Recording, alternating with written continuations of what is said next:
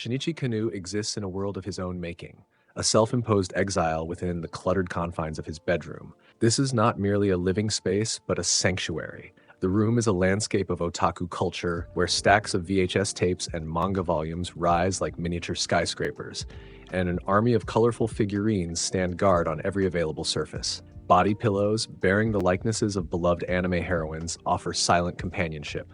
It is on this screen that a peculiar opportunity presents itself. An online job advertisement from a company named Amutech. The benefits, however, are almost too good to be true. A fully furnished residence and a monthly income of 300,000 yen. The application process immediately pivots to a timed web-based examination.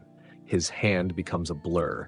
Each question is a piece of otaku minutiae, a query on obscure terminology, character tropes, and genre conventions. In just over 5 minutes, a celebratory fanfare erupts from his speakers, and the words "first examination passed" blaze across the screen.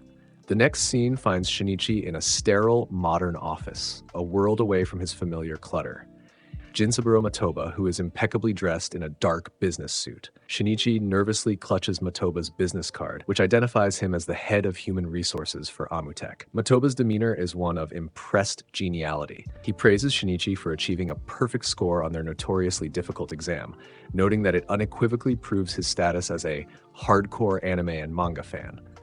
Matoba's friendly questioning then takes a more personal turn. He then probes for the reason behind Shinichi's social withdrawal. Shinichi, visibly flustered, begins to recount the painful memory of being rejected by a girl, but Matoba interrupts him with an unsettling and completely unexpected burst of enthusiasm. He declares Shinichi's story to be excellent and quite promising, leaving the young man utterly bewildered. When Shinichi, more confused than ever, asks about the actual job description, Matoba elegantly sidesteps the question, suggesting they celebrate with a drink. He procures a cup of coffee and proposes a grand toast to the future of Japan. Unsure of how to react, Shinichi simply complies. After taking a sip, Shinichi tries once more to get a straight answer about his duties. As he speaks, a wave of dizziness washes over him. The scene dissolves into a hazy, golden-hued flashback of a school alleyway at sunset. A younger, more vulnerable Shinichi confesses his love to a girl, his voice trembling as he asks her out. Her response is not just a rejection, but a cruel, mocking laugh. She dismisses him as a child, stating she needs a big boy, and belittling his hobbies as watching cartoons and reading comics. The casual, condescending words strike at the very heart of his identity. A silent, furious scream builds within him as his mind defensively roars the proper terms, "It's anime and manga!" He finds himself in an entirely new reality. The ceiling above him is ornate and unfamiliar. The shock deepens as he spots a figure standing by the window. For a moment, his otaku brain overrides all logic, and he is overcome with a wave of pure elation. He lunges forward, shouting with glee about the presence of a real-life maid. His sudden movement and excited yell terrify the girl, who lets out a piercing scream of her own. He's fanboying hard at the girl's cosplay as he rates it a 90 out of 100. The maid, Miyusul, gets up, stands nervously. She then starts to speak in a strange language he can't understand. She gestures for him to put on this ring. He does so, and she feels relieved they can now communicate, calling him master. But this only makes him more excited and her more nervous. Miyusul does a brief introduction and states she's his personal maid. A new figure from behind a purple curtain makes herself known. She introduces herself as Minori Koganuma, a private first class of the Japanese Self-Defense Force and his assigned bodyguard. She coolly informs him that he is in the Latatoni Forest on the outskirts of Marinos, the capital of the Holy Eldant Empire. As she speaks, Shinichi's otaku instincts take over, and his gaze is involuntarily drawn to her ample chest, nicknaming her Miss Boobies, a fact Minori tells him to stay focused. To prove her point about their location, Minori pulls back the curtains, revealing a breathtaking vista. The reality of his situation is then literally driven home as a massive, grayscale dragon soars through the sky. Shinichi's eyes widen in a mixture of terror and absolute awe. It is a moment of pure fantasy made real, a sight that simultaneously thrills and petrifies him. Outside, Matoba reappears riding a military tank, this time presenting Shinichi with his real business card, which identifies him as a high-ranking official within a government agency for cultural exchange. Back inside, the three humans discuss the real meeting with Matoba, telling the boy to take off the ring, leaving only the maid unaware of the conversation. Matoba explains the discovery of a hyperspace passage, a shimmering, unstable portal found in the Aokigahara forest near Mount Fuji. A flashback shows JSDF soldiers discovering the anomaly and making a cautious first contact with the armored knights of the Eldant Empire. Fortunately, both sides approached the situation with diplomacy rather than aggression. This is where Shinichi's role becomes clear. Matoba explains that the Japanese government, in a joint venture with the Eldant Empire, has formed Amutech as a front for their true mission, to promote and export Japanese otaku culture to this new world. Shinichi, with his encyclopedic knowledge and pure, unadulterated passion, has been selected to be the general manager of this cultural invasion. His job is to be an evangelist of Mo. Shinichi, realizing he has been tricked and essentially kidnapped, vehemently protests, demanding to be sent home to his pre-ordered anime and unread manga. Matoba calmly reminds him of his situation. He is in another world with no way back on his own. Minori softens the blow, promising that success will lead to his freedom and substantial financial royalties. Defeated but also undeniably intrigued by the fantasy unfolding around him, Shinichi reluctantly agrees. Later that evening, he's alone in his room playing on his phone when Musel knocks on his door to offer him tea. Musel is still nervous as she pours the tea and a bit jumpy, but Shinichi is making it clear she's doing good as he's just not used to this yet. Musel then gets scared once he sees her ears, learning she's an elf, but to her utter shock, he's excited as his otaku, thinking it's amazing. He tells her to take those hands away as he wants to see those amazing ears. He gets a picture of her and she's shocked to see herself in the phone. He then learns she can't read or write and how behind this place is, as each race has it kind of rough. So they then have a montage of her being taught how to write. The two have a moment together. When she turns to leave, she introduces another one of his servants. The scene transitions again, returning to the mansion the next morning. Shinichi hears a knock on the door. Realizing it's his maid, he makes sure to adjust his clothing and tells her to come in. Her uniform is perfectly pressed, her movements graceful and disciplined, but Shinichi's sleepy gaze lingers longer than it should, as he's thinking of other ways to entertain his maid. As he straightens, she starts to unbutton his clothes. He notices her figure and suddenly becomes aware of how close she is, asking what's she doing down there. She replies that she is helping him change as part of her duties as a maid. Her tone is innocent, but the intimacy of the act catches him off guard. He flusters, asking her to stop, worried it might be improper. She looks up at him, startled by his sudden objection.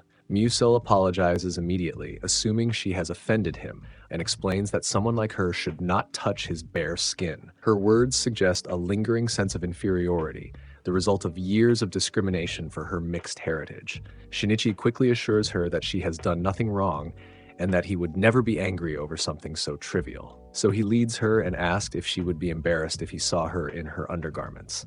The bluntness of his question catches her off guard, and she blushes, confirming that yes, that would be embarrassing for him as well. The situation is interrupted when another voice calls from outside. Minori, his security officer, appear to remind him to hurry and get breakfast as they need to leave. His first official duty is an audience with the Empress. Dressed in a borrowed suit, he rides in a carriage to the castle, his nervousness growing with every step through the grand, intimidating halls lined with armored guards. Minori instructs him on the proper protocol: keep his eyes on the floor and follow her lead precisely to avoid any diplomatic incidents. As they enter the cavernous throne room, Shinichi bows his head as instructed. A voice rings out, granting them permission to raise their heads. As he looks up, his eyes travel from the floor, past the ornate steps, up to the grand throne, where he sees the ruler of this mighty empire for the first time. His otaku brain short-circuits. In a moment of sheer, unfiltered shock, he blurts out, "She's a little girl." The words echo through the silent throne room, and the Empress's face contorts with rage.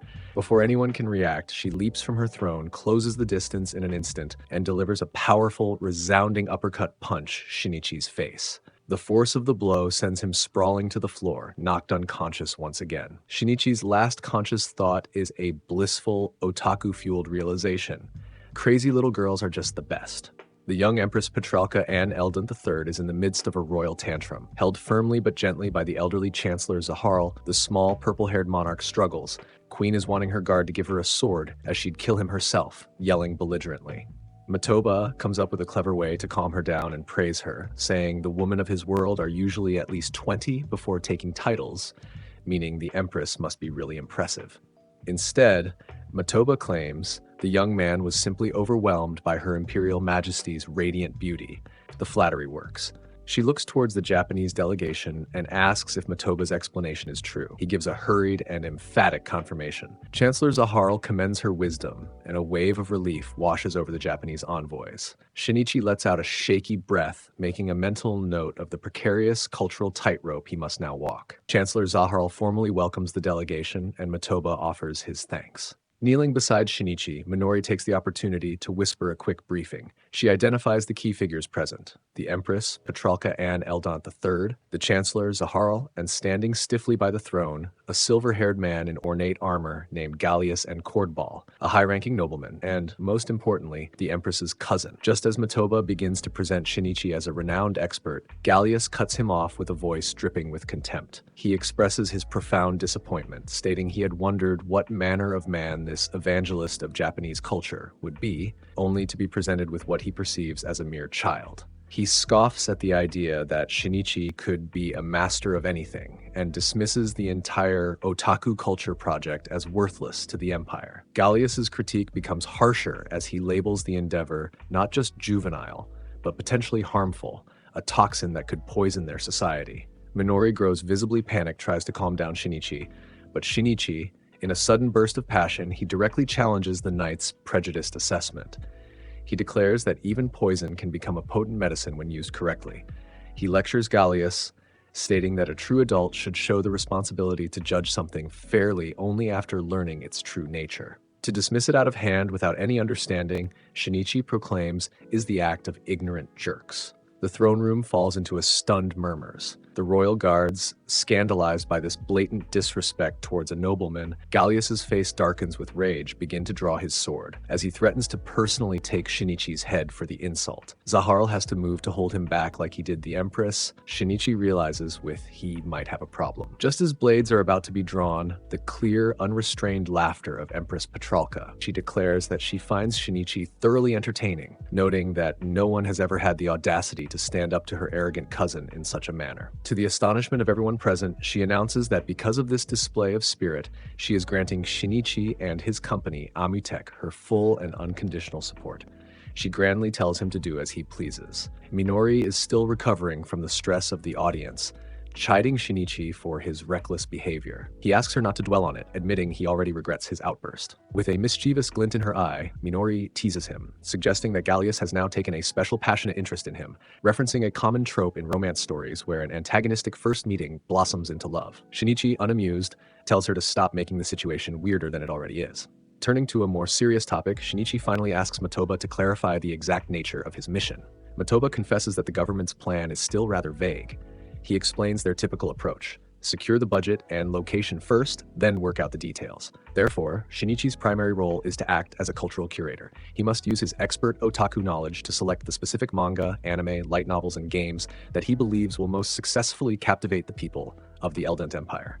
That night, Shinichi lies awake in his luxurious new bed, turning over a critical logistical problem. A flashback to the carriage conversation reveals Matoba explaining the major limitation of their translation technology.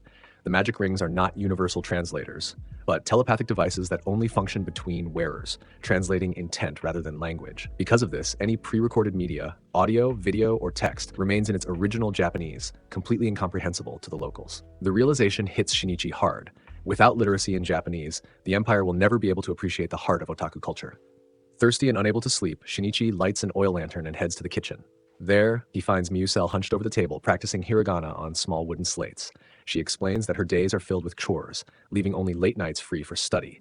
Determined to learn his language as quickly as possible, she presses on despite her exhaustion. Touched by her dedication, Shinichi offers to personally teach her. Though flustered, she accepts, quietly marveling at how unusual and kind her new master is. A new routine begins. A montage shows their nightly lessons lit by the warm glow of lantern light, while during the day, Shinichi throws himself into compiling extensive lists of essential otaku media. Miusel goes about her chores with renewed energy, smiling constantly as her admiration for Shinichi deepens. Back in Japan, a special SDF unit digitizes the massive collection of requested media, loading everything onto an enormous external hard drive. The project culminates in the unveiling of Shinichi's newly converted headquarters. The main hall is now a sprawling library and lounge packed floor to ceiling with manga and light novels. Anime posters cover the walls, life-size standees and body pillows decorate the room, and display cases showcase figurines. Standing proudly beside a stunned Mayuso and a curious blue-scaled lizard man guard named Brook, Shinichi declares the room perfect. Brook cautiously inspects a retro game console, instinctively sniffing and blowing on the cartridge before inserting it. Miyusel eagerly grabs a manga volume, and Shinichi urges them both to explore, explaining that their local perspective will be invaluable. The next afternoon, their peaceful moment is abruptly cut short when the doors slam open and Empress Petralka bursts into the room after sprinting all the way from the castle. Her exhausted guards trail behind her as she announces she has come to inspect his work. Petralka wanders through the mansion with wide-eyed amazement, fascinated by the colorful posters and adorable merchandise. She becomes smitten with the life-size cardboard cutouts of anime girls. Spotting a random volume on the shelf, Kaiji, she pulls it out, frowning at the gritty artwork and declaring she doesn't understand it. Amused, Shinichi accepts the challenge. Petralka orders him to read it aloud and grants him permission to call her by her first name. The three settle onto a sofa. Shinichi finds himself uncomfortably wedged between the tiny Empress and the soft pressure of Miyusel leaning against him. Petralka becomes quickly engrossed in the intense story, but also visibly irritated by how close Shinichi and Mayusel sit, since both can understand Japanese. Impatient for more pages, she leans close enough that Shinichi can feel her breath. Jealousy flares within her, and she abruptly climbs into his lap to get a better view. Her imperious personality resurfaces when she snaps at Mayusel to fetch tea, reducing her to a lowly maid. After Petralka eventually leaves the mansion, Shinichi finds himself in an awkward misunderstanding with Mayusel. She mistakenly assumes he had been smacking Brook around and, rather than worrying about the guard, is more concerned about the possibility that her master was in danger. Shinichi once again observes the vast cultural gap between their worlds. Next day, determined to better understand the Empire, he heads into town to observe the daily lives of ordinary citizens. Later, Brook takes him to the military academy, explaining that all non-demi-human residents seeking citizenship must serve in the military, something both Brook and Miyusel did before becoming servants. He notes the prevalence of pictorial shop signs, grim evidence of mass illiteracy. The vast majority of the population cannot read or write, books are rare and expensive, and most citizens are too burdened with constant labor to pursue education. When Miyusel returns to the room, Petralka's jealousy and ingrained class superiority flare violently. She accuses Miyusel of interrupting at the most exciting moment and launches into a cruel tirade, insulting her heritage as a mere half-elf who belongs in a swamp. She even raises a bread roll, fully prepared to throw it at her. Before she can act, Shinichi reaches out and seizes her wrist. His expression turns cold. The force of his tone freezes both girls in shock. He tells Petralka that such behavior is unacceptable and explains that in his world, class distinctions like hers do not exist. Everyone is equal. Freedom and equality, he insists, are foundational values where he comes from, and he asks her to try to understand them. Petralka, bewildered and struggling to grasp the concept, asks if equality is the name of a wise philosopher. Realizing how deep the cultural divide truly is, Shinichi can only sigh. Yet once again, his defiance unexpectedly fascinates her. Rather than punishing him, she forgives his boldness and immediately issues a new command. He must teach her Japanese first, so that she alone may be the first to judge the merits of his otaku culture. She goes further, forbidding Miyusel from having any additional private lessons with him. That night, the stress of the day weighs heavily on everyone. Alone in her quarters, Minori deals with her fraying nerves in her own military-honed way. She quietly draws her handgun and shoots a small lizard skittering across the wall with precision, as though reaffirming control over her surroundings. Meanwhile, she wanders into the quiet library, exhausted. There, he finds Miyusel sitting alone, tears streaming down her cheeks as she looks at a manga. Concerned, he gently asks what's wrong.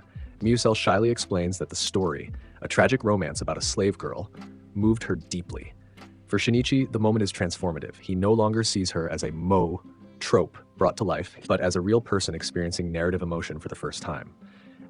Having been in the Eldont Empire for just over a month, Shinichi Kanu surveys the progress of his ambitious cultural project. On the grounds of his mansion, workers complete the power generators meant for the school he requested through Matoba.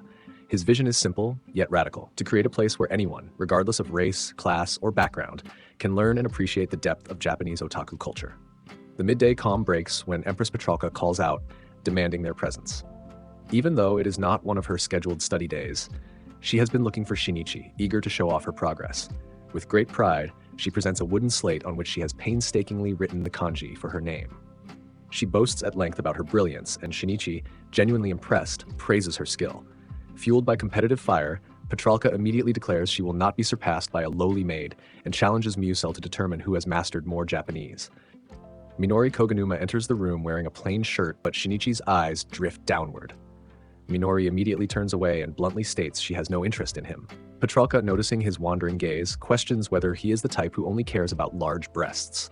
Flustered, Shinichi tries to deny it. Petralka dismisses large breasts as nothing more than excess body fat, and this triggers Shinichi's inner otaku instincts. He launches into a passionate speech praising both large and small chests, using dramatic metaphors such as the purity of untouched flower buds and the tantalizing taboo of unveiling them. His rambling admiration is abruptly halted by Minori, who remarks that such talk would get him sued for harassment in Japan, and that he is lucky Eldon's legal system is outdated. She labels him a pervert. Petralka, taking in the breadth of his enthusiasm, comments on his broad acceptable range and insists he needs surveillance, worrying aloud that he might impregnate his own maid during their late-night lessons. Both Shinichi and Musel turn crimson at the remark. Time passes, and the school finally opens its doors. The student body is a diverse mix of nobles, elves, dwarves, and lizardmen. During one class, Shinichi introduces the manga Attack on Titan as a teaching tool. One student reads a line about the protagonist's vow to exterminate the Titans, taking the lesson very seriously. Later that afternoon, after class ends, Petralka remains behind. Having spent much of the day perched on his lap, she asks Shinichi if he dislikes being alone with her. He reassures her. Emboldened, she opens up in a moment of rare sincerity. She admits that every missionary or cultural envoy she has met before came chasing fame, wealth, or influence. Shinichi, however, seems motivated purely by passion for the culture he's sharing.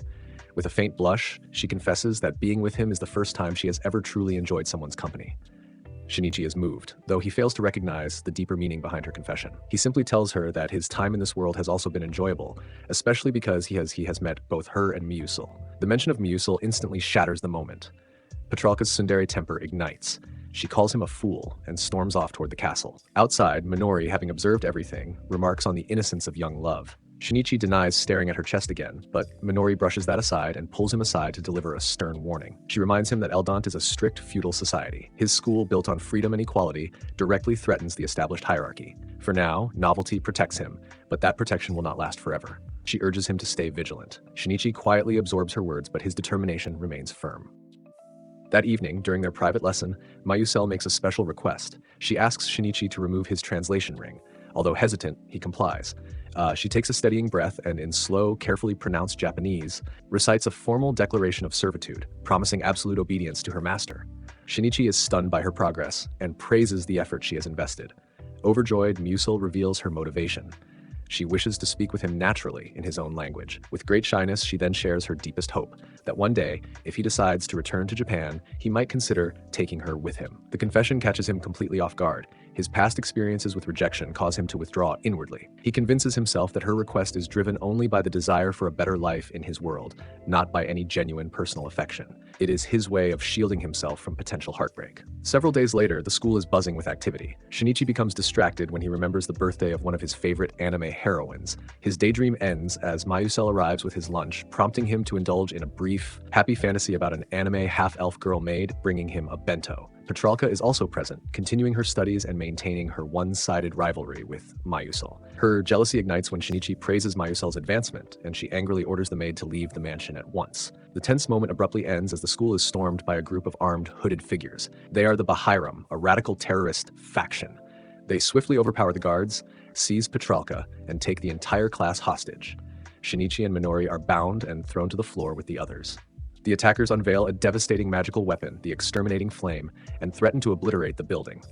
The leader confronts Shinichi directly, denouncing him as the mastermind behind a cultural invasion. He preaches an elitist doctrine, claiming divine authority places humans above all non-human races, and condemning Shinichi's school, especially its focus on equality and foreign ideas, as a corrupting influence that threatens their nation's values. Shinichi retorts by labeling the ideology as the hollow rhetoric of insecure bigots who degrade others to feel superior. The leader dismisses the criticism and calmly declares his intention to preserve the natural order. Outside, Gallius and his knights arrive. Cool-headed and analytical, he quickly concludes that the terrorists are amateurs. He notes that killing the Japanese representatives would only provoke Japan's full retaliation, turning them into martyrs. The true leverage lies with the captive empress. She remains defiant, refusing to show fear. Seizing the opportunity, Petralka pretends to feel an itch in her cleavage, diverting the leader's focus just long enough for Shinichi to discreetly retrieve his smartphone. With a plan forming, Shinichi loudly announces that he urgently needs to use the restroom. Irritated, but unwilling to risk dealing with a mess, the guards escort him into the hallway. There he activates his phone at maximum volume, blasting a magical girl transformation theme. The unfamiliar, piercing music momentarily stuns the guards. Shinichi bluffs brilliantly, claiming the song is a magical incantation that grants him a power level of 530,000, a number he borrows from a famous anime. When one terrorist points out the absence of detectable magical energy, Shinichi counters by insisting that his foreign magic is undetectable by conventional means. The confusion provides Minori and the other undercover SDF operatives the opening they need. They break free inside the classroom and swiftly subdue the terrorists. Seeing his mission falling apart, the terrorist leader attempts to activate the exterminating flame. Anticipating this, Shinichi grabs a fire extinguisher from the wall and unleashes a blast of CO2, smothering the weapon's fuse. Enraged and desperate, the leader draws a hidden dagger and lunges toward Petralka. Without hesitation, Mayusel throws herself between them and takes the full force of the blade. She collapses to the floor, a growing pool of blood spreading beneath her. A horrified silence fills the room. Petralka gathers the wounded elf into her arms, like tears streaming down her face as she struggles to understand why someone she had treated with such harshness would make such a sacrifice. Mayusel, her voice barely audible, explains that she believes in the world Shinichi introduced to her through his manga, a world where people from different social standings can learn to understand and care for one another. While Shinichi desperately calls for a doctor, Petralka, voice trembling with a mixture of fear and newfound authority, issues an imperial command. She forbids Mayusel to die. The episode opens with Shinichi Kanu trapped in a frantic, disorienting nightmare. He is sprinting down a dark, endless corridor, his breath sharp and ragged. Mayusel lies motionless in a large bed, pale beneath a white sheet. Petralka collapsed in grief beside her, and the haunting image of Mayusel's hand. One of them turns toward Shinichi with a grave expression and informs him that nothing more can be done, only to discover that Mayusel is alive after all. The Empress's sobs had been for her pet fish, not her maid. Relieved almost to the point of tears, he leaves the room reassured that his friend survived. Outside, he is met by his ever-calm government handler, Matoba. The events of the past days have forced Shinichi to confront the moral ambiguity of their mission, and he asks Matoba whether what they are doing in this world makes them invaders. Matoba offers a philosophical non-answer. He explains that words like invader depend entirely on perspective. If Shinichi believes himself to be one, then perhaps he is.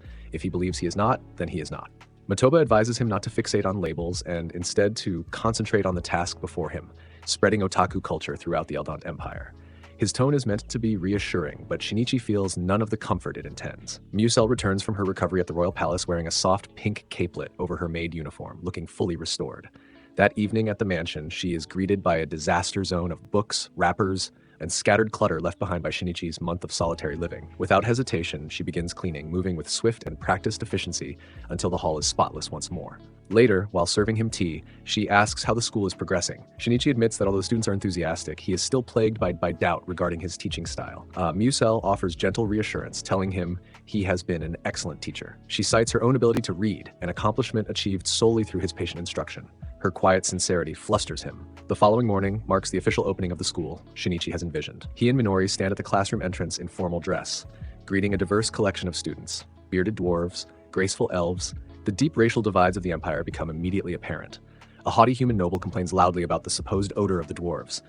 An elf agrees with disdain, prompting a dwarf to retaliate with an insult of his own. A fight begins to brew until Minori steps in and restores order with crisp authority. Minori introduces Shinichi as the assistant principal. Seizing the long-awaited opportunity to spread otaku culture, he launches into his first lecture with unrestrained enthusiasm. He begins with the highly specific concept of Zettai Ryōiki, or absolute territory, and dramatically slaps the chalkboard as he explains the aesthetic importance of the exposed area of thigh between a miniskirt and knee-high socks. He outlines its golden ratio and argues with total seriousness that its perfection is so absolute it should be mandated by law. The students, ranging from small children to adults, stare in bewildered silence. When a young dwarf girl hesitantly asks if he is simply talking about thighs, he insists that she must consider the concept from a broader cultural perspective. Undeterred by the room's confusion, he pivots to his next topic, Hatenai, the visual illusion of appearing not to wear underwear. He proudly displays a magazine image to demonstrate what he calls the supreme force of pure aestheticism. A student bluntly asks whether the character is wearing underwear or not, prompting delighted murmurs among the male students. At last, Minori intervenes, mortified by the entire spectacle. She steps forward to redirect the lesson toward more foundational concepts, yet her own otaku biases quickly surface. She begins by explaining the boys' love term, so-uke, identifying it as the partner who is always on the receiving end of male-male romantic dynamics, the designated bottom. When one of the students correctly identifies Minori's term as pertaining to homosexual relationships, she enthusiastically expands upon the boys' love genre. She even presents an explicit-looking manga as a visual aid. Now it is Shinichi's turn to be horrified. He steps in immediately, insisting that the class is nowhere near ready for that kind of material. Completely unfazed, Minori smoothly shifts into her next topic, the trope of the otokonoko, a male character who looks and dresses like a girl. The classroom fills with collective bewilderment. From the sidelines, Shinichi watches in growing dread as he realizes that Minori is a fujoshi, an ardent fan of a niche subculture entirely separate from his own. On their way home, Minori receives an alert on her handheld device. An unregistered humanoid figure has been detected near the estate. Shinichi initially assumes it must be Brooke, the lizardman guard, but Minori reminds him that Brooke is registered and would not trigger an alarm. They proceed cautiously into the mansion's gardens, where they find a young werewolf girl with floppy ears and a long, bushy tail, sitting cross-legged and absorbed in sketching the building. Shinichi is instantly captivated by the presence of a real beast girl, but Minori, all business, draws her submachine gun and orders the girl not to move. The werewolf, who introduces herself as Elbia Heinemann, is quickly surrounded by guards and taken into custody as a suspected spy from the Bahairam kingdom. Troubled by Elbia's capture, Shinichi requests another audience with the Empress. In the throne room, Petralka greets them and first asks after Musel's condition.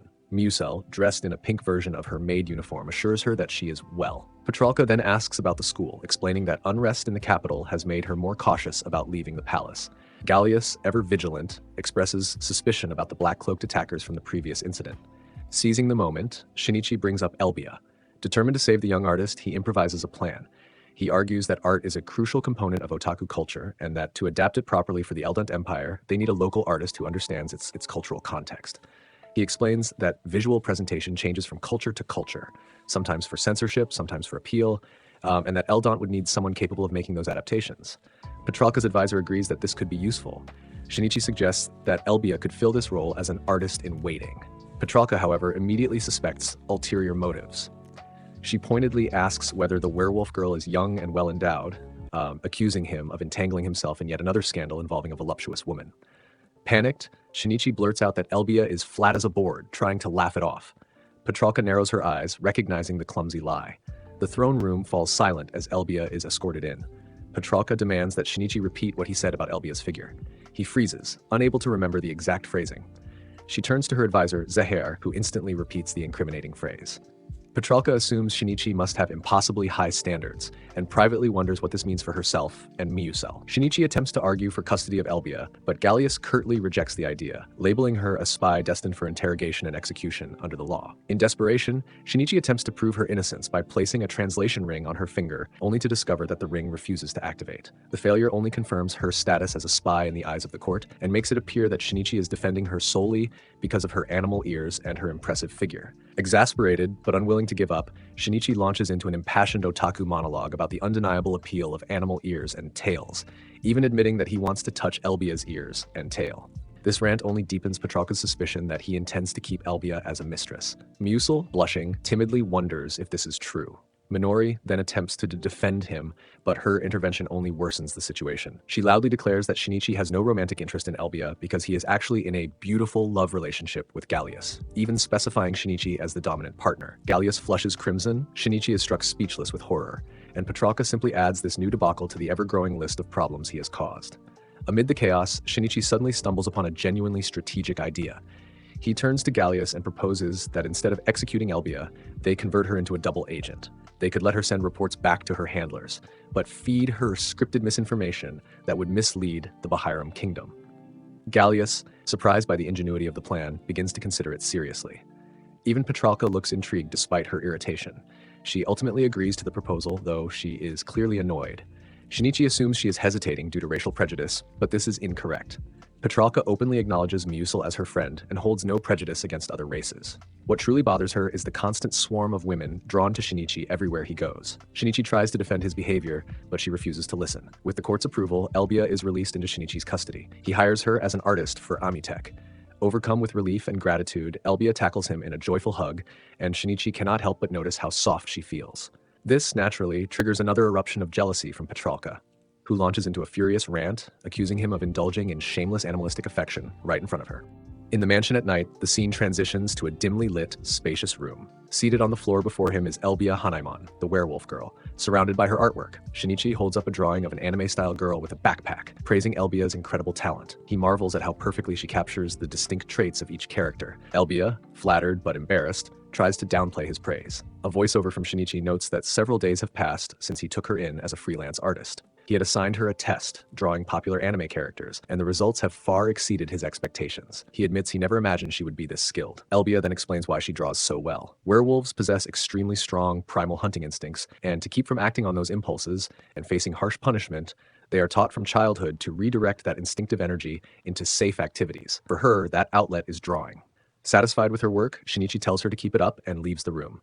As he walks away, Elbia watches him with a warm smile. Following the credits, the scene shifts to the next morning in the grand dining room. Shinichi's narration notes how unusual this is in the rigidly class-structured Eldon Empire, where masters and servants would never share a meal. As everyone eats, Elbia sits quietly, gazing distractedly at Shinichi. Later, Shinichi and Minori walk through a brightly lit school hallway. Minori, now wearing her military-style uniform, casually asks if he plans to teach a lesson on boys love manga that day. Shinichi, holding a book, replies that he wasn't planning on it, and Minori accepts that without pressing further. Shinichi stands at the podium and announces that, contrary to a particular request, today's topic will be the history of Bishoujo, Pretty Girl, video games. He begins with what he considers the first true heroine-only game, Princess Prin Prin Maker from 1991. A depiction of the game screen appears showing the interface, a date of March 31st, and character stats for a young girl. Shinichi explains that it is a cultivation simulator in which the player raises a war orphan into a princess. He then discusses the next major title, Graduation Again, showing its cover art depicting a gray-haired schoolgirl with glasses. He describes the premise.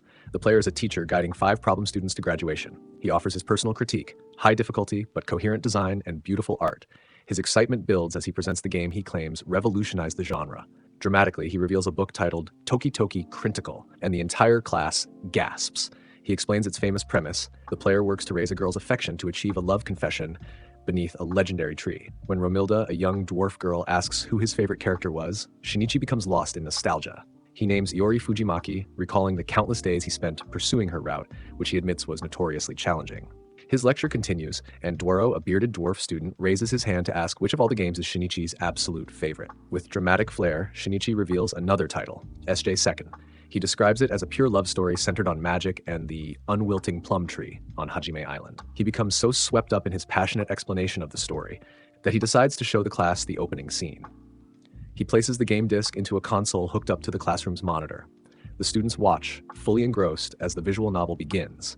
The opening scene depicts the protagonist meeting his childhood friend at the school gate on a cold day. The class spends the rest of the school day watching him play, enjoying the unfolding narrative. On the way home, Minori gently asks if he plans to teach a BL class tomorrow. Shinichi awkwardly admits that he isn't. She accepts his answer, and the rest of the ride remains quiet. That evening, back at the mansion, Shinichi and Minori call out for Musel, but receive no answer. When they find her, she is overworked and exhausted, struggling with a huge load of laundry before accidentally dropping it on the floor. Shinichi helps her pick it up and asks what's going on. She explains that all of it is Elbia's clothing. Shinichi immediately notices the chest wrappings in the pile and tries hard not to look like a pervert. Apparently, Elbia becomes so absorbed in her artwork that she gets her clothes filthy in no time. He thanks Miyusul for her hard work, which causes her to tear up. She confesses she feels inadequate, believing she can only help him with chores like cooking and laundry, while Elbia contributes directly to his actual work. Shinichi thanks her again and stays to help fold the laundry, creating a tender moment between them. Later, the scene shifts to the dining room at night. The table is set for dinner, but one seat is conspicuously empty. Shinichi, now dressed more casually, looks toward the empty chair and asks where Elbia is. Minori explains that Elbia has been locked in her room all evening, refusing to answer and saying she wasn't hungry. Concern grows on Shinichi's face. Wanting to check on her personally, Shinichi grabs a lantern and walks through the dark halls of the mansion. He reaches the large wooden doors to Elbia's room and knocks firmly, calling her name and asking why she isn't eating. Hearing no reply, he hesitates, then announces that he is coming in. Dozens of sketches cover the floor. In the center of the room, Elbia kneels with her back to him, hunched over and breathing heavily while letting out low, pained groans. Surrounded by her artwork, she frantically sketches a new image with a red crayon. The drawing turns out to be a distorted, wild-eyed portrait of Shinichi. Her breathing grows more ragged until she suddenly twists around, her eyes glowing an ominous purple. Her expression is feral, filled with predatory obsession as she snarls at Shinichi to get out. Startled, Shinichi yelps and falls backward, scrambling out of the room and slamming the door shut. As he retreats down the hallway, another door slowly creaks open further down the corridor, revealing a single purple eye staring directly at him, making his fear spike. The next day in class, the lecture is abruptly interrupted by a loud argument at the front of the room.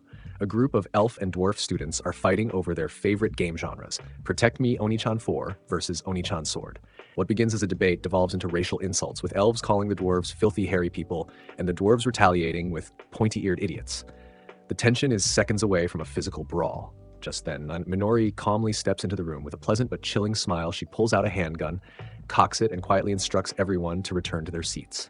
The students sit instantly, terrified. Later that night, as they return to the mansion, Shinichi notices Elbia glaring at him from the shadows and becomes frightened, even imagining exaggerated assassin-like scenarios in his head. That evening, a frantic Musel bursts in to tell Shinichi that Empress Petralka has urgently summoned him. In the throne room, Petralka sits on her golden throne, arms crossed and blushing with frustration.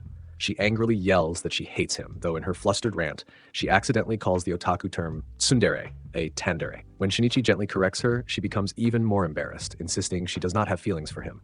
Their awkward exchange is interrupted by Gallius, who casually hands Minori a BL doujinshi he borrowed from her, praising it for being enlightening. Shinichi is horrified by the cultural chaos unfolding before his eyes. Later that night, when Musel is having her lessons with Shinichi, she confesses her fear that he will leave her behind when he eventually returns to Japan. Shinichi comforts her. He then asks, hypothetically, if she would be interested in coming with him to Japan if he were to go back. Through her tears, Musel happily agrees. Later that night, Shinichi is plagued by a series of strange and disturbing nightmares. Musel appears as a sweet schoolgirl hugging her older classmate, but then transforms into a possessive yandere-like figure. It is suddenly revealed to actually be Elbia as he lets his guard down. He wakes up with a loud scream, only to find the real Elbia straddling him in his bed. Her eyes are glowing red, and she seems to be in a trance-like state, growling softly. Before he can react, he screams as she's about to grab his cheeks. Just then, Musel and Minori, alerted by his scream, burst into the room. They freeze in the doorway, staring in shock at the compromising scene before them as Elbia begins licking his face. To the two women, it looks like something completely different, so much so that an enraged Musel leaves without saying a word and goes straight to bed. The next scene shows both Shinichi and Elbia, like now dressed, kneeling on the floor in front of a displeased Musel. Elbia, deeply ashamed, apologizes profusely. She explains that when the moon is full, her werewolf instincts become uncontrollable, a period she calls her moon days, and she loses herself to primal urges. Minori immediately grasps the implication. She basically goes into heat like a dog. Shinichi is almost relieved, at least she isn't an assassin. Musel skeptically asks if any man would do then, even this idiot. Blushing, Elbia denies it, implying her actions were directed specifically at Shinichi. She becomes self-conscious, assuming they must find it strange since she isn't human, but Shinichi assures her that race doesn't matter to him. Overjoyed, she enthusiastically hugs him, eager to start right now. Minori smirks and asks Musel if she's just waiting for him to come around, realizing Elbia has no idea how much she wants Shinichi to grow a pair and bone his maid. The episode opens in the school classroom, where the simmering animosity between the elven and dwarven students has erupted into a full-blown argument, dividing the room along racial lines. At the heart of the conflict are two fervent otaku, the elf Loic and the dwarf Romilda, locked in a heated debate over their respective cultural tastes. Romilda angrily confronts Loic, accusing him of saying something creepy. Loic retorts that she doesn't know what she's talking about. He holds up a magazine with two muscular men on the cover titled Blue Lan Lan, vehemently denying her insinuation that it is lovey-dovey. He calls her an idiot for labeling anything with muscular boys as boys love, declaring such a generalization whack. Romilda counters by holding up a folder decorated with art from Haganai, I Don't Have Many Friends, a classic harem series. She accuses Loic of constantly saying weird, pervy things, like she dismisses his interests as nasty and gross. Loic, unfazed, proudly proclaims that Mo is a legitimate part of culture, something a rock-headed dwarf like her couldn't possibly comprehend. The argument escalates as more students join in. A burly dwarf, Dwaro, stands and warns Loic that the elves won't get away with insulting their kind. Romilda mocks elves for having hot air in their heads, explaining their lightweight builds. Enraged, an elf fires back, calling dwarves stumpy, hairy roly-polies. Both sides glare at each other, their eyes glowing with heated rivalry, moments away from violence. The tension is shattered by the sound of a gunshot. Shinichi and Minori have arrived. Minori, attempting to restore order through fear, stands at the front of the classroom, holding a pistol and her infamous metal grater. Following the opening, Shinichi, Minori, and Musel are summoned to the Grand Throne Room to report to Empress Petralka. The Empress, flanked by her Prime Minister and Gallius, expresses her concern over the escalating feud between elves and dwarves. Shinichi confirms it's becoming a serious issue.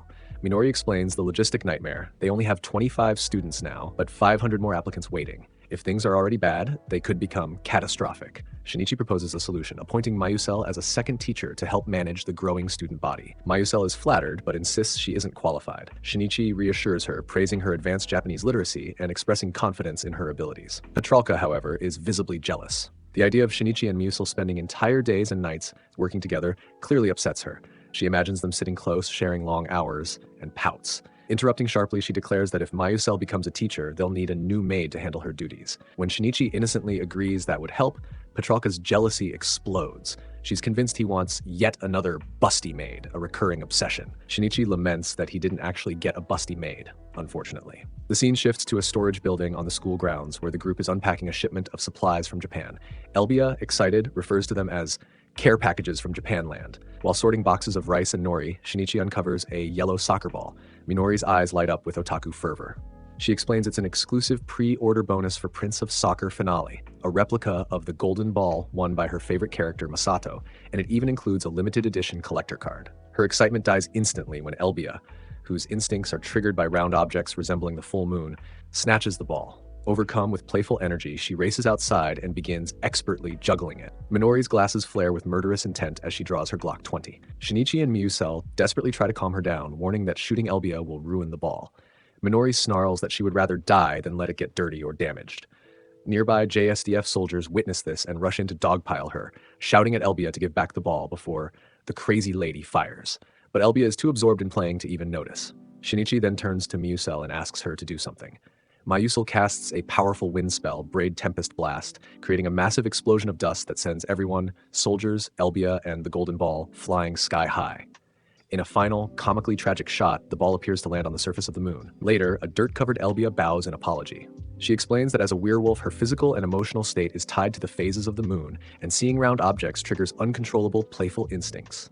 Minori, heartbroken but surprisingly understanding, gives the now scorched soccer ball to Elbia. As this unfolds, Shinichi observes that despite the utter chaos, this sparks an idea. A shared competitive struggle, even a destructive one, might be the perfect way to channel the elves' and dwarves' pent-up aggression and foster a sense of unity. Filled with newfound purpose, Shinichi rushes back to the palace. He proposes his plan to Petralka, a friendly soccer match between the two rival races. He passionately argues that sports can forge lifelong friendships through rivalry, a bond built between friends and foes in the heat of competition. Gallius and the Prime Minister, interpreting soccer through a military lens, find the idea of a mock battle intriguing. Minori adds that the JSDF has already begun constructing a field. Petralka, excited by the spectacle and the chance to participate in another of Shinichi's cultural introductions, enthusiastically approves. She declares she will attend and even provide decorations for the winners. Shinichi sweetens the deal by suggesting he can get the Japanese government to act as a sponsor, which he explains to the Empress is similar to a royal patron. At home during their lesson, Mayusel struggles to pronounce what she is trying to say. It is about packing Shinichi's lunch for him, learning a new word. She becomes emotional hearing his reason for all this, ensuring people like her receive better treatment for being half-elves. This makes her love him even more. Back at the school, the announcement of the soccer match initially reignites hostility between elves and dwarves. However, when Minori reveals the prize, a modern game console and software for the winning team, the students' attitudes instantly change. The following scenes show both teams preparing fervently. They study manga, clearly parodying Captain Tsubasa, and watch anime clips on a television that mimic the over-the-top special moves of Inazuma 11. Their training reflects their cultural differences. The dwarves practice using the soccer ball to smash archery targets with brute force, while the elves practice elegant acrobatic dribbling and passing. The day of the match arrives. A large crowd fills the stands around the newly built dirt field. The dwarves and elves line up on opposite sides of the pitch, glaring at each other. The elves dress almost in a unified cosplay of Minori's favorite team, and she takes pictures, forgetting about the game entirely. As Shinichi blows the whistle, Romilda immediately unleashes a powerful kick. In seconds, she scores, and the crowd cheers, shocking everyone. Minori demands he wave it off, claiming it was too fast and therefore cheating, but Shinichi reminds her no magic was used. In a shockingly one-sided display, the dwarves' superior strength overwhelms the elves. A montage shows Romilda and the dwarves destroying the elves and the stadium. By the end of the first half, the score is an unbelievable 50-0, with the elves flattened into craters like Yamcha. During halftime, Romilda arrogantly taunts the dejected elves. Spurred on by the dwarves gloating, Minori makes a game-changing announcement. For the second half, magic is now permitted. During a picnic-style lunch on the viewing platform, a grain of rice sticks to Petralka's cheek. Mayusel tries to discreetly signal her, but Shinichi, ever the otaku, seizes the opportunity for a classic anime trope. He declares that proper etiquette in such a situation is for a man to remove the rice with his fingers and eat it himself. Petralka, blushing furiously, asks if he is referring to her. When he confirms, she becomes flustered yet expectant, urging him to hurry up. Shinichi gently takes the grain of rice from her cheek and eats it, slipping into a state of blissful ecstasy, complete with a fantasy sequence of him as an angel surrounded by cherubs. The moment is interrupted when Petralka notices a grain of rice on his own lip. She mirrors his action, taking the rice and eating it, her face bright red. Gallius, not wanting to be left out, also partakes in the custom, much to Shinichi's horror. The match instantly transforms into a chaotic magical battle. Players unleash fantastical super moves straight out of the anime they had been studying. Romilda kicks the ball with such force that it carves a long trench in the ground. An elven goalie summons a massive, glowing earth hand from the earth to block it. Other players conjure fire, wind, and illusionary spells. The audience and Petralka watch in amazement, but the one most enjoying it is Minori, who snaps pictures of the shirtless players and the hugs. Even Romilda blushes at the spectacle. The match becomes increasingly entertaining, though by the end it looks more like an all-out war than a game. The destruction escalates until the entire field resembles a war zone of craters and explosions. Cryptically remarks that sports are not just about wholesome teamwork, but can also be used to incite nationalism and hubris, revealing that this had been part of his boss's plan from the start. Shinichi is horrified, realizing the full extent of the manipulation, while Minori apologizes, admitting she had gotten caught up in the madness. The result is a massive explosion that obliterates the field, destroys the goals, and knocks out every single player. Amidst the settling dust, the final score is revealed, a tie, 99-99.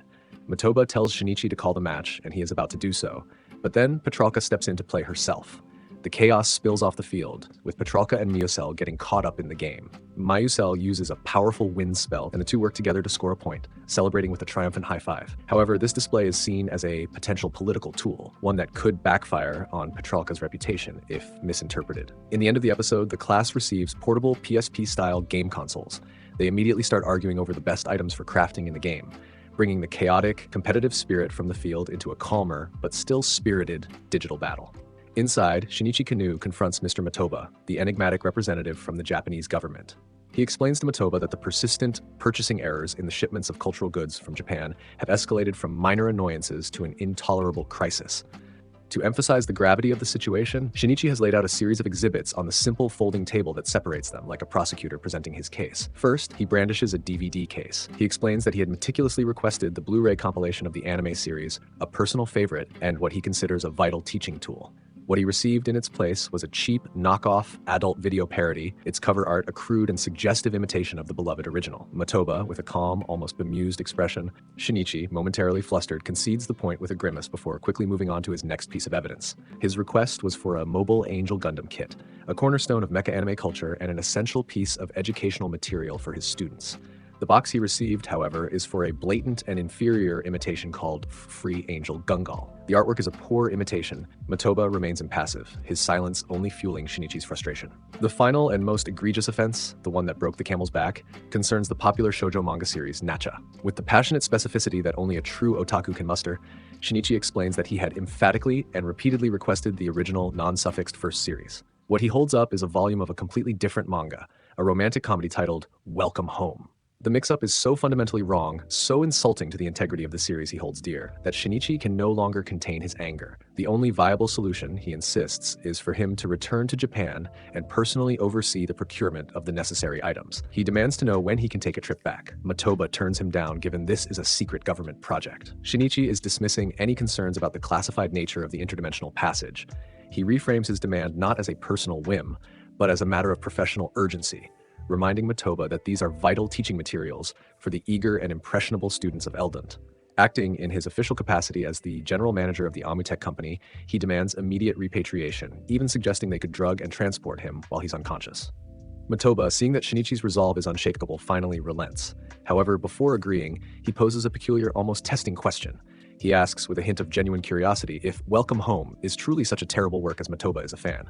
Shinichi's otaku switch is instantly flipped. His anger momentarily forgotten, he launches into a detailed and passionate critique of the manga. He praises the production company and staff for their wonderful work, but vehemently decries the director's creative choices, explaining in excruciating detail why the adaptation fails to capture the spirit of the original. Later that evening, in his lavish bedroom within the mansion, Shinichi prepares for his impending trip.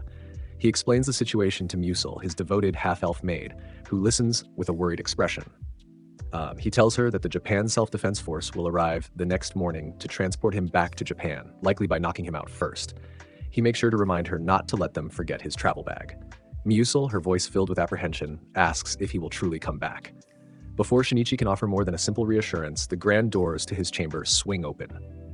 The following morning, 3 uniformed JSDF soldiers arrive in Shinichi's room. A soldier presents him with a small tray holding a glass of water and two. The scene transitions into a dream sequence. In the dream, Shinichi is still lying down, but the setting is surreal. Musel appears, dressed in a skimpy apron, hovering over him with a seductive expression. She is followed by Elbia, also in revealing swimwear, and then Petrarca. All three girls are surrounded by bubbles and a soft, romantic glow, leaning in close to him. However, the pleasant dream takes a bizarre turn. Suddenly, a giant, grinning version of Gallius is breaking the romantic atmosphere. He awakens with a start, not in a sterile military facility as he might have expected, but in the familiar, comforting chaos of his own bedroom in Japan. With bookshelves overflowing with manga, posters of anime characters adorning the walls, he lies on his bed, soaking in the nostalgic feeling of being home. His first instinct is to rush to his computer, greeting the internet like a long-lost friend.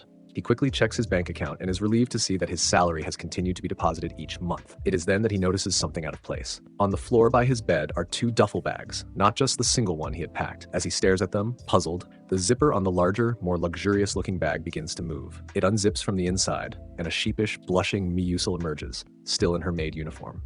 Shinichi's joy at being home instantly turns to sheer panic.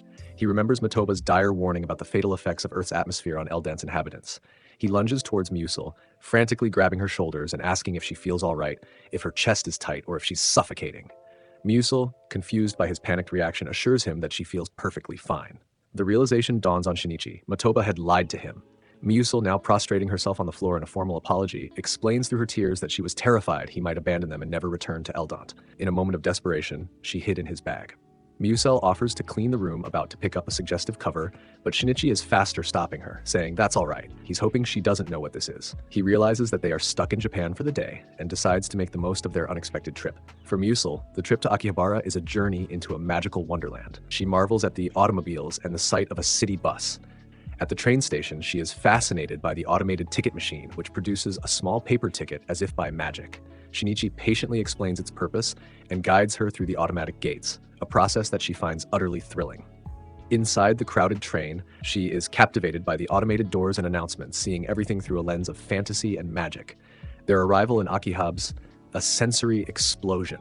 The towering buildings plastered with vibrant anime advertisements, the bustling crowds, and the sheer energy of the district leave her wide-eyed with wonder. She is particularly captivated by the sight of maids handing out flyers on the street, girls dressed in uniforms similar to her own. Shinichi explains the concept of cosplay, clarifying that they are not actual maids, but are simply playing dress-up to attract customers. Their first stop is a multi-story anime and manga superstore. Miyusel is overwhelmed by the sheer volume of entertainment on display, with endless rows of manga, anime DVDs, and video games. Shinichi proudly explains that no other country in her world produces such a vast and varied amount of animation. While browsing, Miyusel notices a flyer for a promotional event where fans who have pre-ordered a new CD or Blu-ray can meet one of the voice actors. Shinichi laments that he missed the pre-order for the Blu-ray, which came with an exclusive raw bloomer shot photo as a bonus.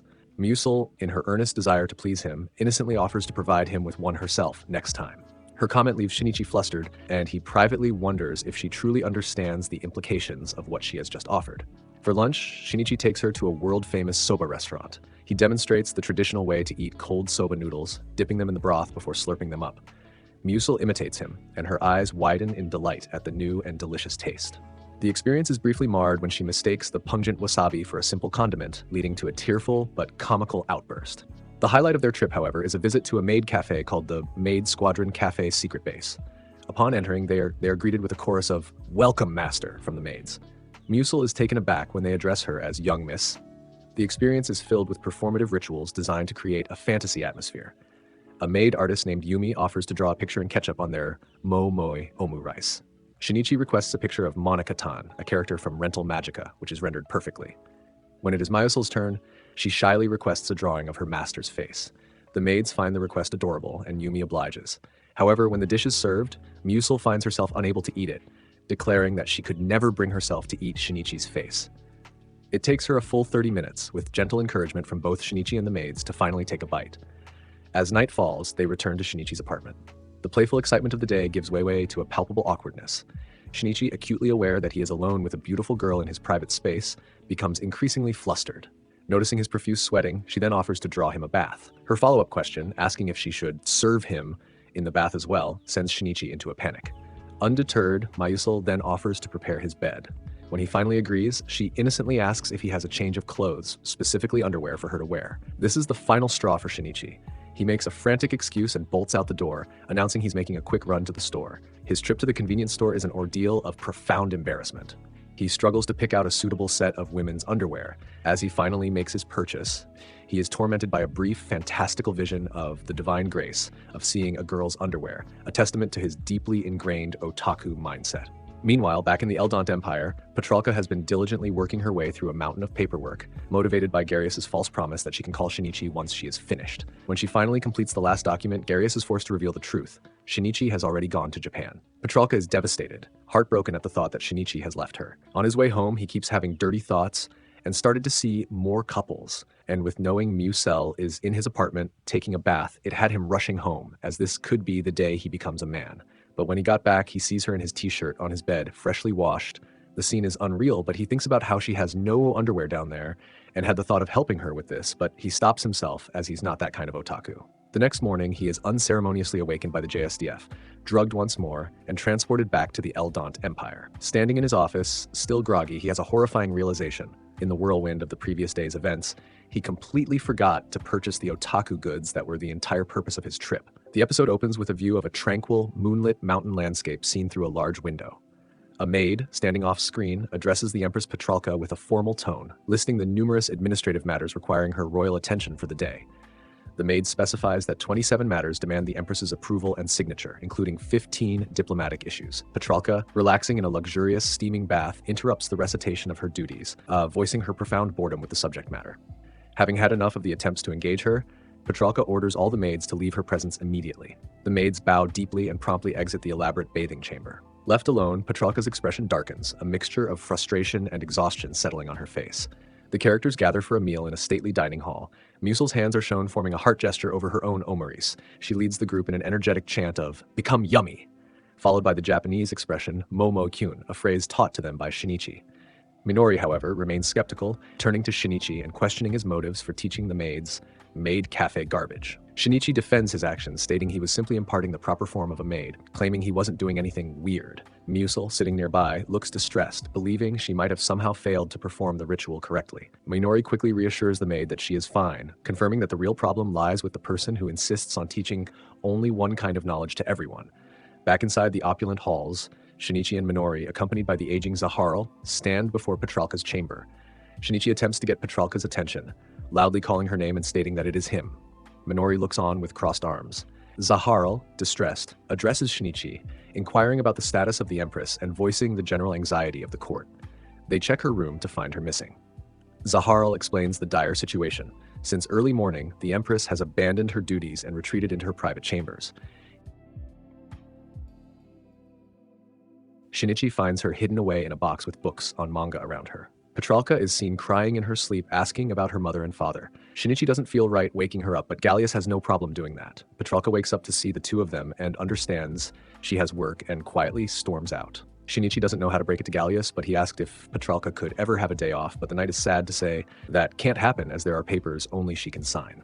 Zaharl, distressed, addresses Shinichi, inquiring about the status of the Empress and voicing the general anxiety of the court. Zaharl explains the dire situation. Since early morning, the Empress has abandoned her duties and retreated into her private chambers.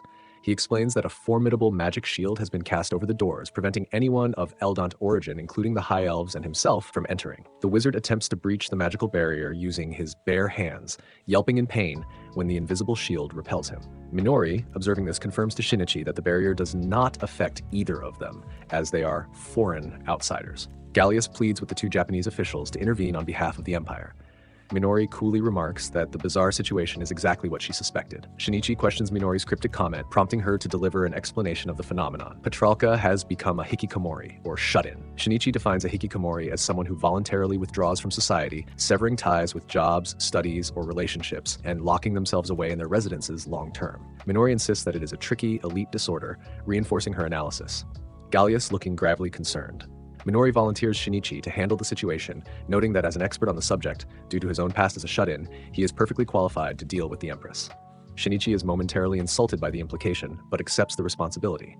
He dictates that he and Petralka must be left alone, explaining that shut-ins despise being confronted by large groups of people. Zaharl and Minori reluctantly agree to step away. Gallius explains the Empress' time on the throne as she was handed the title as a little girl after her parents were killed on a mission. This forced her to be a child empress. Gallius is ashamed to confess that the killers of her parents were indeed his own parents. Gallius now knows the girl has been working too hard as she's tried her best to be a good ruler, so family won't have to kill each other for a title. Shinichi approaches the door again, calls Petralka's name, and apologizes for interrupting her solitude. He assures her he only wants to talk, not argue. Petralka, peeking suspiciously from behind the partially open doors, the camera reveals the interior of the Empress's chamber. Petralka is sitting on the floor on the bed, surrounded by discarded snack wrappers and manga. Shinichi immediately notes that her room layout is not the standard environment of a proper Japanese hikikomori. Petralka defiantly asserts that she looked up the concept in a Japanese book and is determined to remain inside, reading manga and watching anime forever. She triumphantly believes she is living the shut-in dream. Shinichi criticizes her setup, pointing out that the room is too large, arguing that a true hikikomori restricts their movement and keeps all essential items, manga, video games, remotes, and junk food, within arm's reach. The grand bed is replaced with a single hospital-style cot. Petralka stares in awe at the transformed space, declaring that it truly resembles the room of the shut-in she read about. Shinichi, thoroughly satisfied, elaborates on the lifestyle. Consuming high-calorie junk food is acceptable because physical activity is non-existent. Petralka samples a Japanese snack, confirming its deliciousness. Shinichi explains the rotation of entertainment, video games followed by manga, emphasizing the total freedom from external pressures. Petralka is ecstatic, embracing her new, liberating lifestyle. Petralka realizes she needs to take a bath, so her and Shinichi sneak to the bathing room. Shinichi says they can't be discovered, so to escape palace guards, they give them a suggestive copy of doujinshi. Meanwhile, back at the mansion, Shinichi's disappearance has caused Mayusul to go in shock. She still performs her duty, but she does it on autopilot, as the girl replies in monotone and has burned the soup to the point she's spinning an empty pot. The conversation turns serious. Petralka asks why she must now restrain her naturally loud volume while playing games and watching anime. Shinichi explains that restraint is necessary because a shut-in typically relies on family members and must avoid causing a disturbance. Petralka is momentarily deflated, then asks why she must restrain herself at all. Shinichi points out that she does not have to, but suggests that perhaps her hikikomori lifestyle is merely an escape from facing her imperial duties. Petralka grows angry, accusing Shinichi of implying that she is a miserable loser avoiding responsibility. Shinichi calmly recounts his own origin story as a shut-in. He was rejected by his childhood friend, which led him to skip school, feel shame, and eventually retreat into his room, becoming a shut-in without even realizing it. He implies that most people fall into this state accidentally, contrasting it with Petralka's zealous embrace of the identity. Petralka reveals her deeper struggle, confessing that she often redirects her anger and irritation caused by her inability to meet the perfect empress standard towards her most loyal retainers, Gallius, Zaharl, and Mayusul. She asks if this pattern of self-sabotage and emotional abuse makes her unworthy of her title. Shinichi smiles gently, telling her that he believes she should simply try being herself. Petralka seems deeply affected by this simple advice. The camera briefly focuses on a single video game controller placed on the table, symbolizing the simple pleasures of her temporary escape. The following morning, Petralka emerges from her room, dressed in her imperial regalia. Gallius and Zaharl immediately approach her, bowing deeply and expressing their profound gratitude for her decision to end her self-imposed isolation and rejoin society. Petralka, her resolve strengthened, acknowledges their apologies and confidently strides towards the imperial hall. Meanwhile, the others went a full day with no food as Mayusul is unable to move on without Shinichi.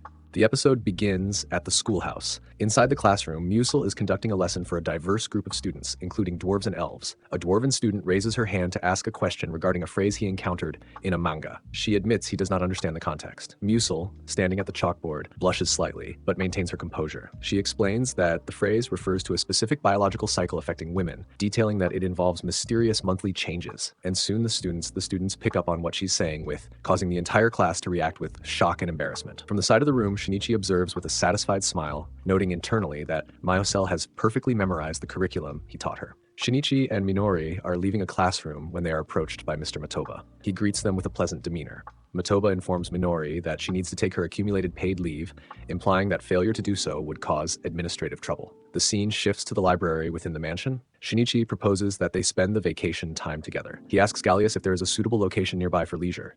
Gallius suggests the imperial estate located just outside the capital, noting that it features a lovely lake perfect for swimming. Minori, attempting to hide her excitement behind a professional facade, offers to give Gallius a book as a token of gratitude, though he becomes flustered trying to decline, clarifying his motives were not transactional. Gallius confirms he will speak to Empress Petrarca to secure permission for the trip. The group discusses the logistics, confirming that everyone from the house, including Mayusul, is invited. Minori excitedly promises to pick out a cute swimsuit for the elf maid. Shinichi smiles as it's happening, then he yells, "It's a swimsuit episode."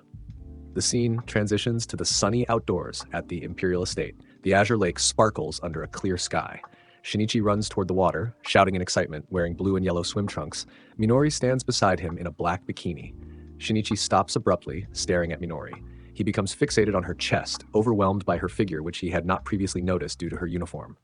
In a display of exaggerated reverence, he clasps his hands together as if in prayer. Minori, annoyed, accuses him of not looking at her face. Shinichi denies it unconvincingly while complimenting the curvature of her body. Elbia, the werewolf artist, digs into the sand with the enthusiasm of a dog. Just like with Minori, Shinichi is staring, but for different reasons, as he looks at Elbia wag her tail. Shinichi notices Musil standing awkwardly. She confesses that this is her first time wearing such attire and worries it might be strange. Shinichi vehemently reassures her that she looks radiant. Musil beams with happiness at his compliment. Shinichi then turns back to Minori, believing this day was the reason he was born for. In her office, the Empress is making good time with her work, as she's being allowed a break so she can also go to the beach later, grinning, saying they better not be lying this time. The narrative then cuts to a dimly lit solemn council room within the castle, a long table surrounded by the Council of Elders. The atmosphere is grave as they discuss a matter of utmost importance, selecting a swimsuit for Empress Petrarca. A third elder holds up a magazine with a racy bikini, suggesting that since the Empress is maturing, something bolder might be appropriate. But one elder argues that the Empress isn't that mature yet, looking at the chest. Then, one mischievous elder disagrees. The elder counters this, producing a magazine featuring a girl in a school swimsuit, arguing for its aesthetic appeal. One elder says they can't be serious sweating bullets, arguing it's not appropriate. But the original elder says, but he loves it, and all the other elders pause now with serious expressions, agreeing without saying anything. Back at the beach, Minori sweetly teases Shinichi, offering to let him do something he's always wanted to do, rub sunscreen on her back. Shinichi is freaking out, but still on board. He rubs it in while making overly excited noises. The perspective shifts to the bushes nearby, where rustling indicates an unseen observer. Back at the castle, the swimsuit deliberation continues. The elders are now reviewing more swimsuit magazines that just make them look like dirty old men. Another elder gives an even bolder model, but it's denied. They can't agree, but the same elder argues for the competition swimwear being the same design but with new lines on it. They feel they're going nowhere, so an elder brings out a sketchbook to draw a new design. One elder argues that a noble ruler should show minimal skin. Another elder doesn't like it, but if they're going the noble route, then flashy colors are off the board, suggesting a midnight blue or black. The elder who suggested the school design is ignored, but they are all shocked to see the design the artist made. The original elder now looks like a genius who knew all along. Minori is lying on her stomach reading a magazine while Shinichi plays in the water with Musil. Suddenly, Loic the elf emerges from the forest, panting and exhausted. The group rushes to him. Loic explains in a panic that Romilda is in danger. He claims she is going to be killed. He explains that they heard about the beach episode and were coming. Loic wanted to see the bikinis, but Romilda came to keep an eye on him. Then they saw someone lurking in the woods, and Romilda went to investigate. He berates himself for not stopping her. She spots a strange, mossy disturbance in the greenery. Then she's electrocuted and taken away. Loic finishes his story on the beach, explaining he was no match for their magic. Minori, still in her bikini, opens a silver briefcase revealing a cache of handguns and ammunition. She declares that her duty as a bodyguard takes precedence over the vacation. Shinichi and the others look on in surprise. Minori asserts her authority as a teacher and guardian, refusing to leave a student behind. Musil and Elbia vow to fight as well. Shinichi expresses discomfort with the idea of anyone sacrificing themselves for him, stating that his priority is for everyone to stay alive. Next, Elbia uses the description Loic gave to draw what the enemy looks like. The maid has never seen this creature before, but right now it doesn't matter as they hunt for them. Deep in the forest, the furry creatures are tracked down by Elbia using their scent, leaping through the trees. She launches a surprise aerial attack with karate moves. She lands a kick on one, and the elves use magic to knock two of them out. They look to the side to see the dwarf girl, fast asleep. But more of them show up, trying to run away. Elbia chases but is caught in a trap. Musil uses earth magic to manipulate the ground, creating pitfalls and barriers. But then one of the furry monsters grabs Musil, pinning her. Shinichi confronts the monster in a clearing, vowing never again to let her be hurt. Thinking back to when Musil almost died, he looks heroic, but in reality, he's a blubbering mess. But this attempt is interrupted as Minori fires a warning shot, making all of them freeze. Then she points it at the furry creatures, telling them to give her a reason to shoot and ordering the JSDF soldier to get up and remove the ghillie suit. Confusing them, they then hear the furry creatures speak, begging her not to shoot. One of the soldiers removes his camouflage hood, revealing himself to be the same JSDF soldier Shinichi encountered during his trip back to Japan. Minori demands an explanation for them ruining her vacation. Musil, in tears, runs into Shinichi's arms, asking why Shinichi would risk his life for someone like her. Shinichi, visibly shaken but smiling, explains that his body just moved on its own. He reiterates that he didn't want to see her get hurt again. Musil hugs him, confessing that she doesn't want anything to happen to him either. But then, as if by a cosmic joke or the climax of a beach episode, she has a wardrobe malfunction and he sees her chest. Everyone pauses, not moving or saying a word.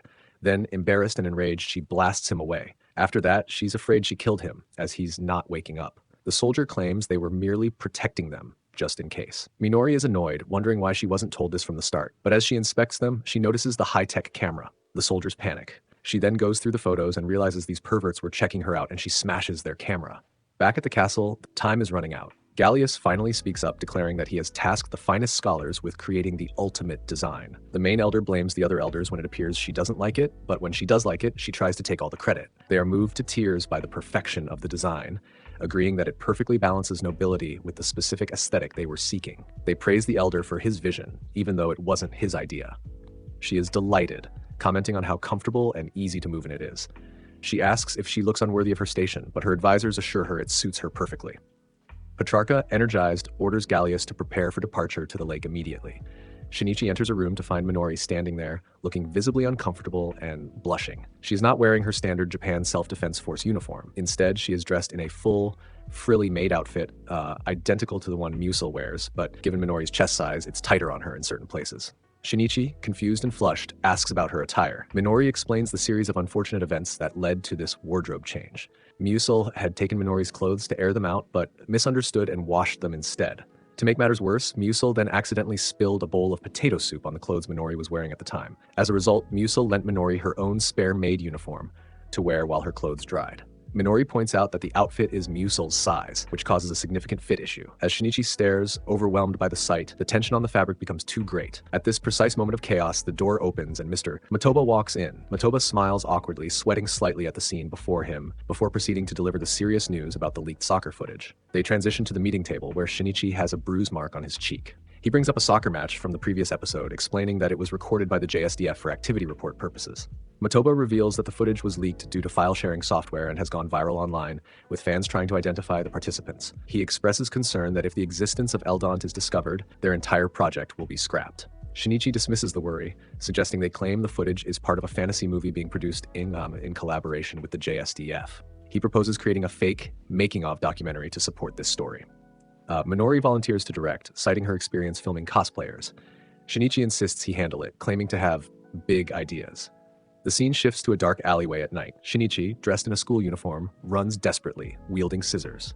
He encounters Gallius, who is dressed as a villainous character. Suddenly, Empress Petrarca appears, dressed as a magical girl, floating down from the sky amidst glowing lights and sparkles. The scene is revealed to be a film set, with Minori directing from a monitor, praising the realism of using actual magic for special effects, with the Empress feeling like an underpaid actress.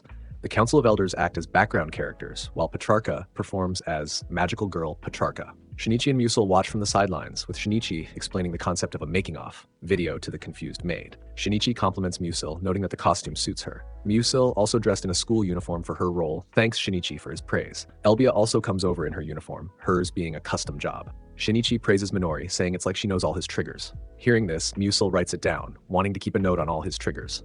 Petrarca comes over wanting a compliment too, asking if the costume suits her. Matoba is walking with Minori, surprised she was able to do this much work in 1 month. It's remarkable. She explains the process. She had that honor student work on the script and fact-check it with the culture, and he got really into it and spent all week doing it. From there, it took off as the students then made costumes and the machine started moving, and now they have an engine of pure profit. Then a soldier gets their attention to tell Madam Director they found the site of the Dragon Cave. She's determined to find the next big star. They travel deep underground. Luna, the elf, attempts to communicate with the dragon, but her magic fails as the dragon blasts them away, leaving them in craters like Yamcha. Amidst the filming schedule, Shinichi walks toward a makeshift storage area being used as a dressing room. He is focused on a script he is holding, intending to discuss the upcoming lines with Empress Petrarca. Without announcing his presence, he pulls aside the curtain and steps inside. He immediately freezes. Inside the cramped room, Musil is in a state of undress, clutching a white garment to her bare chest. Shinichi, realizing his mistake, panics and covers his face, apologizing profusely for the intrusion. However, Musil is not the only one present. Elbia, the werewolf maid, is standing nearby, also topless and in the process of pulling up a pair of pants. Unlike the shy Musil, Elbia is unbothered. She teases Shinichi, asking if he came to peek because the filming had been suspended. Shinichi tries to back away, flustered and overwhelmed. From behind a curtain, Petrarca peeks out. She cheerfully greets Shinichi, telling him his timing is perfect, and demanding that he come help her with the artistic endeavor involving Elbia. Shinichi shields his eyes, crying out that he cannot participate in such activities. He insists that while the girls might be accustomed to this level of exposure, it is entirely inappropriate. Musil, misinterpreting Shinichi's distress as a suppressed desire for something illicit, clutching her towel, she stammers that she is willing to do anything he desires, asking if he can count on her compliance. Shinichi screams that this is the best, worst day. Filming resumes with a scene involving a dragon. The crew has constructed a large scaffolding structure covered in green screen material to represent the dragon. Minori directs the scene, cueing explosions and smoke effects. However, when the dust clears, a real red dragon appears in the valley, causing panic among the crew. The dragon roars and breathes fire, attacking the JSDF vehicles, while Petrarca watches in awe, believing it to be part of the special effects. Shinichi realizes the danger and tries to warn Petrarca, but she remains oblivious, praising the special effects. Gallius orders the Imperial Guard to protect the Empress. The JSDF commander orders his troops to fire on the dragon. The battle intensifies, with explosions rocking the valley. Petrarca continues to marvel at the spectacle, unaware of the real danger. Eventually, the dragon is driven off, flying away into the sky. Petrarca is thrilled with the scene, believing it to be the best special effects ever.